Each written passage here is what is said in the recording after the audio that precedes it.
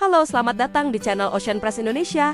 Di sini kami meyakini bahwa buku bukan sekedar kumpulan teks, melainkan sarana membuka cakrawala pemikiran, memperluas wawasan serta membangkitkan inspirasi dan inovasi buku.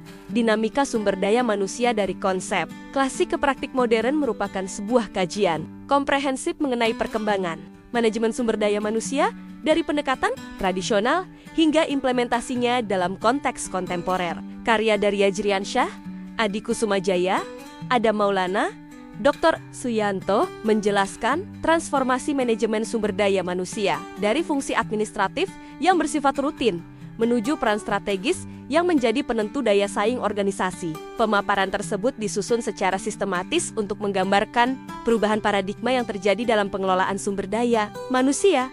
Perkembangan manajemen sumber daya manusia yang diuraikan dalam buku ini mencakup pemahaman mengenai bagaimana organisasi semakin menempatkan manusia sebagai aset utama. Dalam konteks, berbagai pendekatan klasik dihadirkan untuk menunjukkan fondasi konsep yang telah membentuk praktik-praktik modern. Aspek perencanaan tenaga kerja, rekrutmen, serta seleksi dijelaskan tidak hanya sebagai proses administratif, tetapi sebagai langkah strategis dalam mencapai efektivitas organisasi.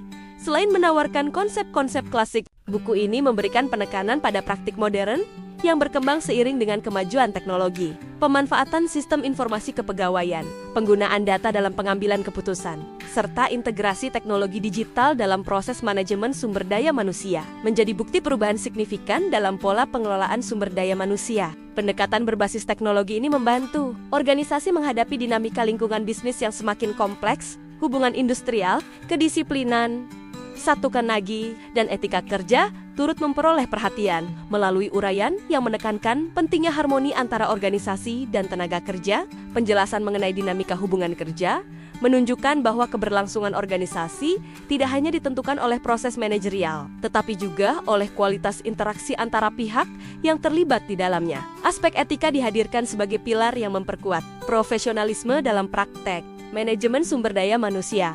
Anda bisa mendapatkan buku ini di website kami atau melalui marketplace oceanpressindonesia.id. Selalu support kami dengan like dan subscribe serta share ke orang sekitar Anda.